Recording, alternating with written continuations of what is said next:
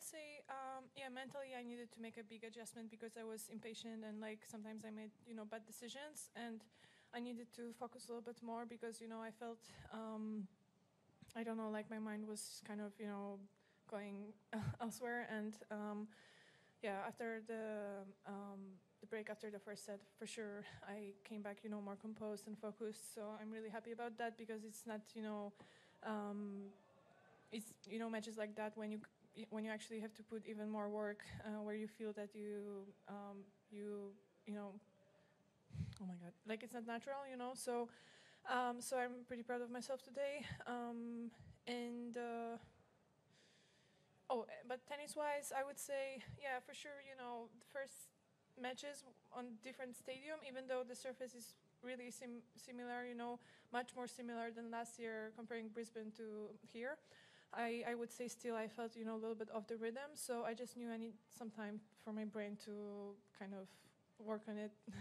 Like, it's not something I have influence on, but for sure I needed to, I don't know, maybe just watch the ball more carefully because sometimes it was a little bit slower than in Perth. Here? Yeah, a little bit, but really a little bit. But Caro plays fast, so Caro plays it kind of it evens out. Well, I played 2 volleys in today and also 1 drive volley, so that's something that wasn't so often before. This is something that we worked on, me going forward a little bit and not always staying on the baseline. It's something that we've been working with the coach actually since we started, but now I'm taking more shots from the air.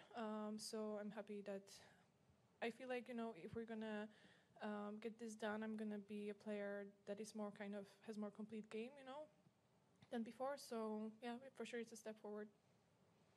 Hubi, was that your best tennis so far, or what you've played this year? And how much do you practice hitting around the net post?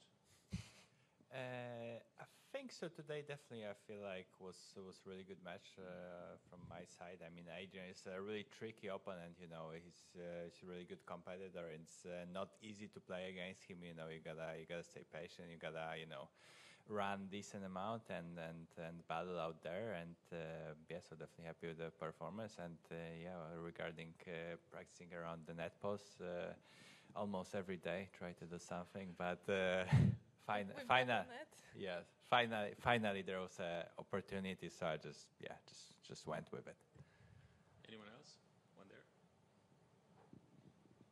I guess just a question for both of you. There's a potential the final be the home team. How do you feel about that expectation? And I guess will you be sticking around to watching it? What's your plan this evening?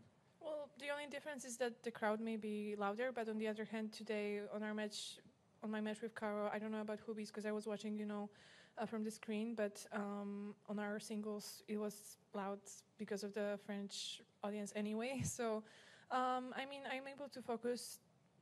So I don't think it's gonna matter. On the other hand, Australians usually play better at their, home soil. So,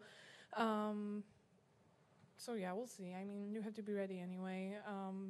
I don't want to kind of speculate. I'll be ready for whoever I'm going to play against. Yeah, I mean, definitely, Australians play some amazing tennis, especially here in Australia. Obviously, around the world, they play amazing tennis, but I would say definitely, it gives them some extra energy. So it'll be definitely interesting tie today with Germany, but we'll be, resting and chilling and watching them battle now. Last one, anybody?